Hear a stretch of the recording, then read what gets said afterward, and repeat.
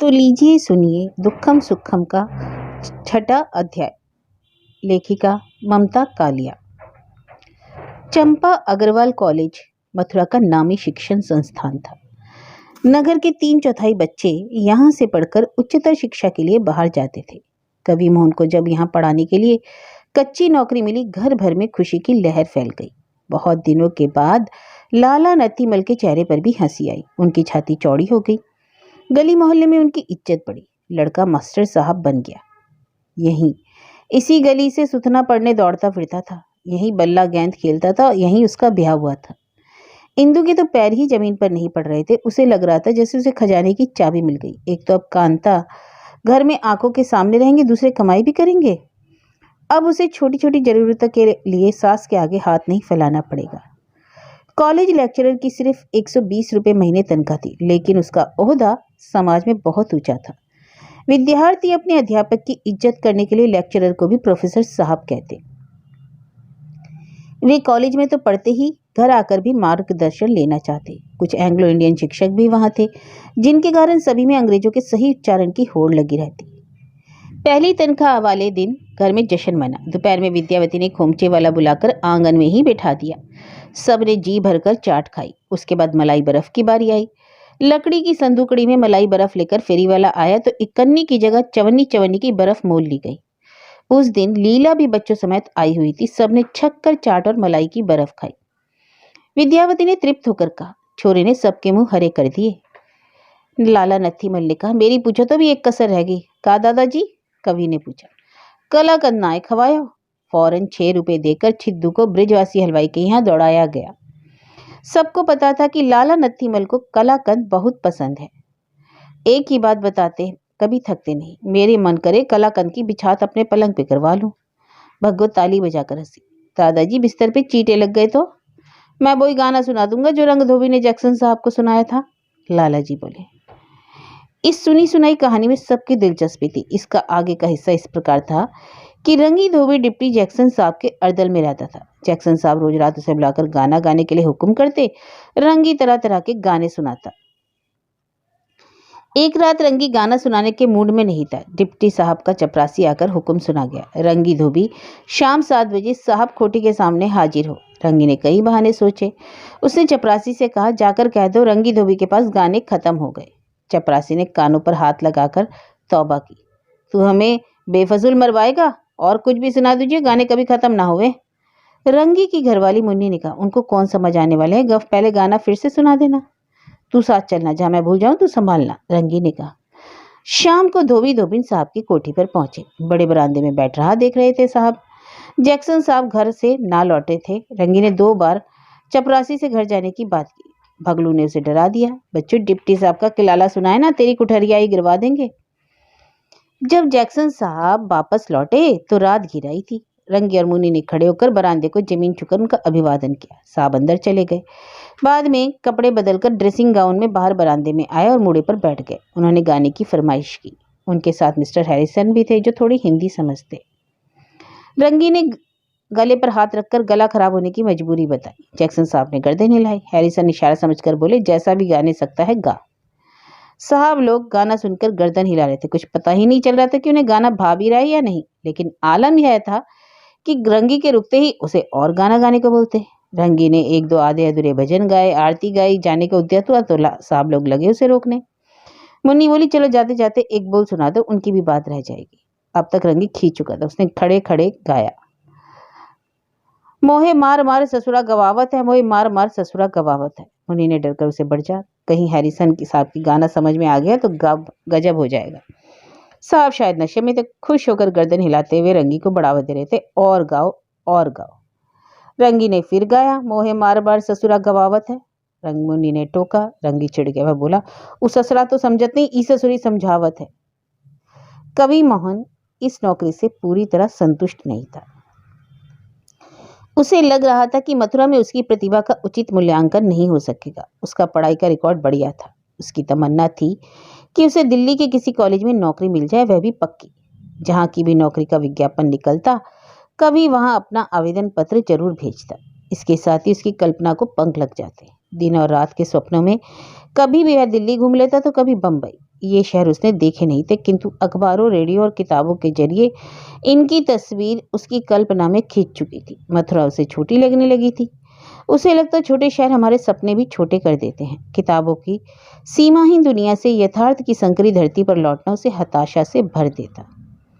अगर कभी इंदु घर में हुई किसी नोक-झोंक का हवाला देते हुए शिकवा करती, कवि एकदम भड़क जाता। जैसे ही मैं घर आऊं तुम बर्र की तरह काटने दौड़ती हो, इससे तो मैं हॉस्टल में ही सुखी था।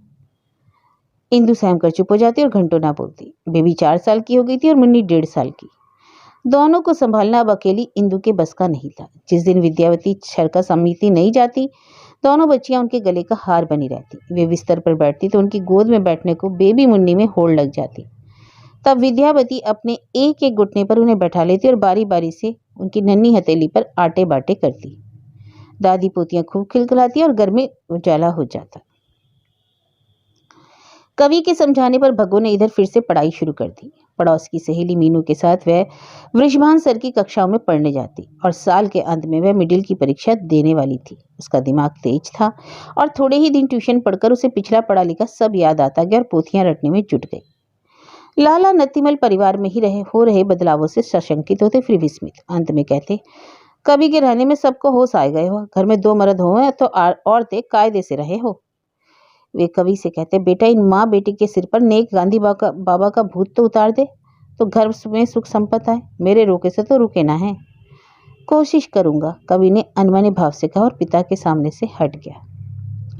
शनिवार की दोपहर चरखा समिति से भाई जी का चपरासी आकर संदेशा दे गया कि इतवार 9 बजे जरूरी बैठक है। भाई जी ने सब चरखा बहनों को बुलाया है। इधर कई दिनों से विद्यावती का चरखा काटना कम हो रहा था। कवि के सामने चरखा लेकर बैठने उन्हें झिझक लगती। बच्चों के उठ जाने के बाद विद्यावती को 3 करगजुरियों से बन जाता। उधर भग्गो ने भी तकली चलाना कुछ कम कर दिया। उसका मन पढ़ाई में लगा हुआ था, लेकिन भाई जी ने बुलाया है तो जाना तो जरूर पड़ेगा। माँ बेटी ने आपस में तय कर लिया और अगले दिन सुबह सुबह गुसल खाने में खटर पटर की आहट से कवि उठ बैठा। तभी आंगन के नल का बैरी हैंडपंप बजने लगे। नल बंद करके नहीं सोती, कवि ने गुस्से से पत्नी से कहा। इंदु ने समझाया, माताजी और बीबी जी नहा रही हैं। दोनों ने खादी की धोती पहनी और तांगे का इंतजार करने लगी। इसी बीच बाबा जाग गए। इतनी सुबह पत्नी और बेटी को नहा धोकर तैयार देखकर उनका मुंह उखड़ गया। कौन कमाई करने जा रही है माँ बेटी, उन्होंने ताना कसा। विद्यावती ने तुनक कर जवाब दिया, कमाई और दुकान से अलग भी कछु हो सकता है ना। हम जा रही चरखा समिति, भाई जी ने बुलावो है। कभी कोई जरूरत नहीं, चुप्पे से घर में बैठो। सियानी लड़की को लेकर कहाँ भी चकती फिरती है। धीरे बोलो, छोरियां जग जाएंगी। घंटे 2 घंटे अबाल आ जाएंगे। एक बार जाकर देख ले, क्या पता बापूजी का कोई नया संदेशा आया हो। बलिहारी है तुम्हारी अकल की। सारी कांग्रेस को छोड़कर गांधी बाबा तुम्ही को संदेशा भेजेंगे। कहते हुए लालाजी निपटने के लिए जजारू में घुस गए। इंदु ने सुबह का काम धीमी रफ्तार से किया। सास की निगाहों की पहरेदारी आज मौजूद नहीं थी, इसलिए आज काम तो था पर तनाव नहीं। बल्कि चाय बनाते हुए इंदु गुनगुना भी रही थी। 8 बजे तक बेबी मुन्नी भी उठ गई। बेबी ने फौरन कहा, दादी पास जाना है और सारे घर का चक्कर लगाया। यहाँ तक कि उसने तख्त के नीचे भी दादी को ढूंढा।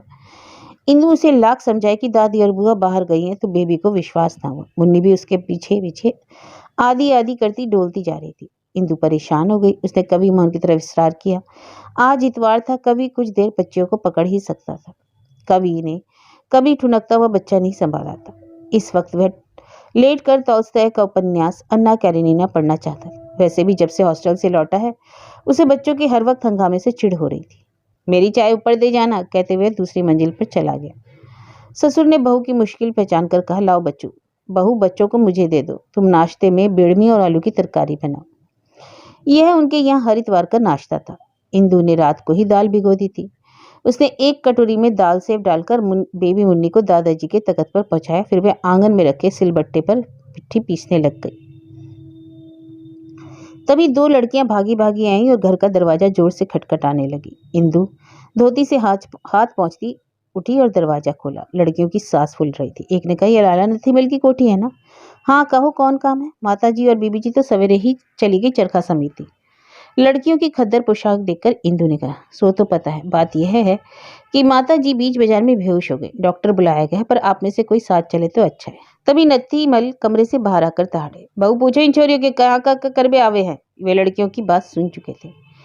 इंदु लपककर दूसरी मंजिल से कवि को बुला लाई। माँ की बेहोशी की बात सुनकर वह एकदम घबरा गया। पता चला आज होली दरवाजे पर विदेशी वस्त्रों की होली जलनी थी। सब जनी यहीं इकट्ठी हुई थी। अचानक विद्यावती को दौरा पड़ा। दांत भिज गए और हाथ पैर ऐंठ गए। हम तो भागी भागे आए हैं, अब जल्दी चले। कौन घर से पूछकर निकली है जो हम जाएं? लाला नत्थीमल बम के। कभी तू जा, तेरी मैया और उस आफत की पुड़िया भग्गो को भी गर्दनिया देकर ले आ।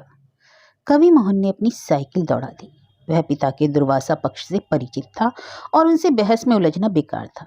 जब तक वह होली दरवाजे पहुंचा, विद्यावती होश में आ चुकी थी। राधे बहन जी की गोद में सिर रखे वह खुली आंखों से चारों तरफ अनबुझ ताक रही थी।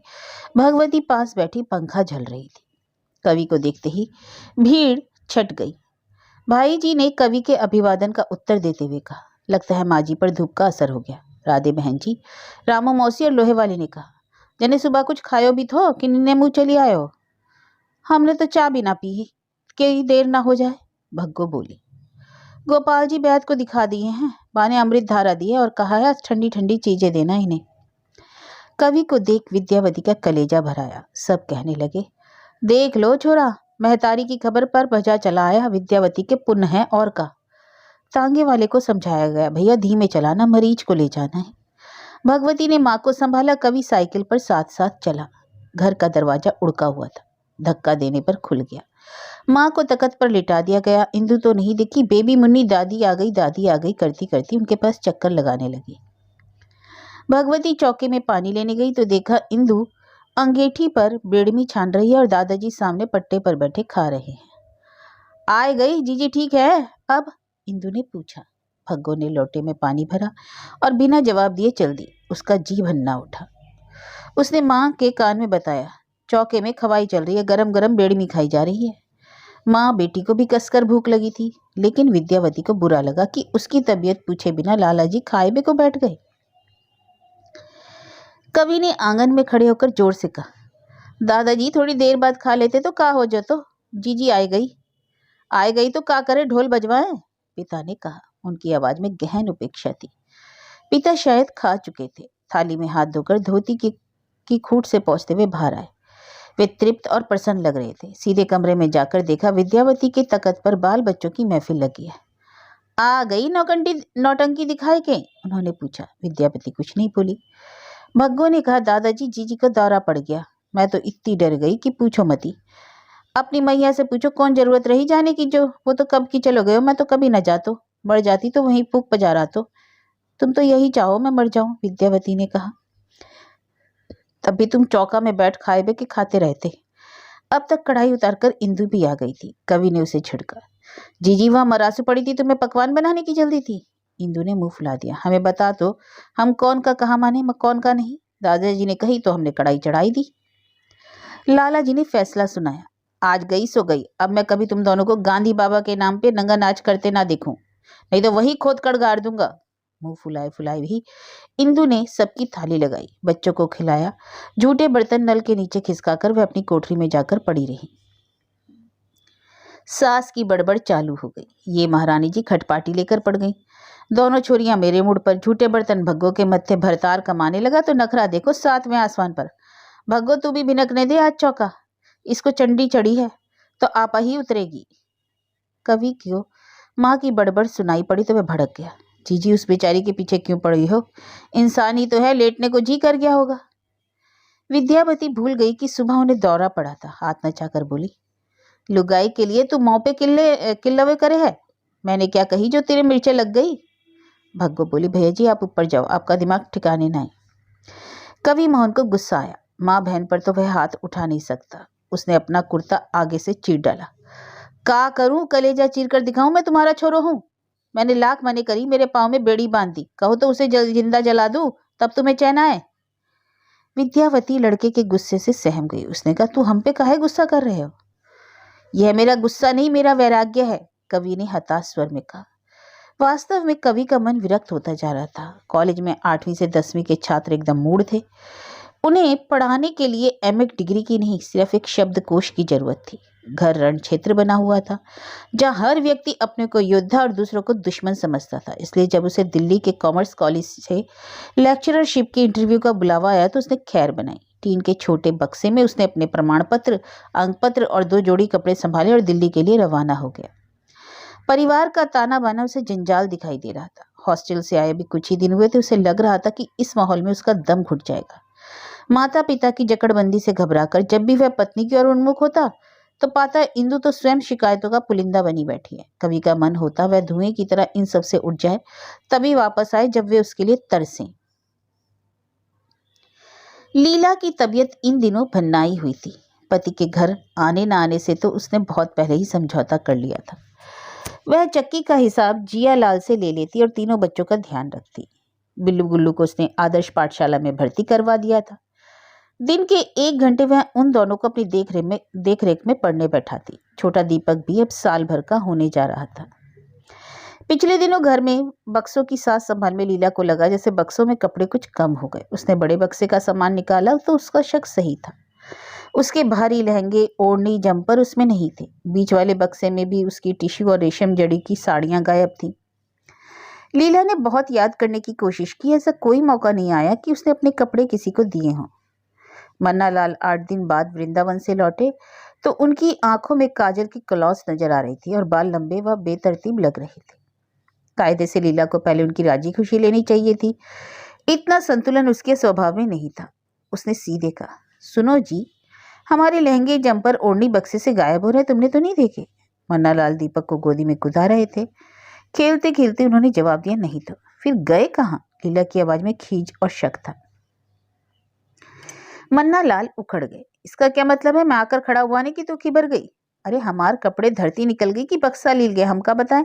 ऐसे भारी लहंगे ओढ़ने जाने कहाँ चले गए? अच्छा मान लो हम ले गए तो क्या कर लेगी तू? हमने दिए थे, पीहर से तो ना लाई थी। इससे क्या, अब तो वो मेरे थे ना। सुहागिनों के कपड़े खोना अशुभ होता है। देख, कनाई रास मंडली के तंबुअन में बड़ी जोर की आग लग गई थी। बेचारन का सब सामान फूक गए। बड़े गोसाई तो छाती पीट के रोबे लगे। 5-5 जगह का नियता था। मैंने कही तंबू कना तुम संभालो, बाकी कपड़े गहने हम इकट्ठा करेंगे। तो तुम क्या मेरे गहने कपड़े सब गोसाई को दिया है? किल्लाओ तो मत ही, हमने बनवाए, हमने लुटा दिए, हम फिर बनवा देंगे। व्यापार पर कोई दिन ध्यान देते हो जो कहाँ से बनवाओगे? लीला का मुंह फूल गया।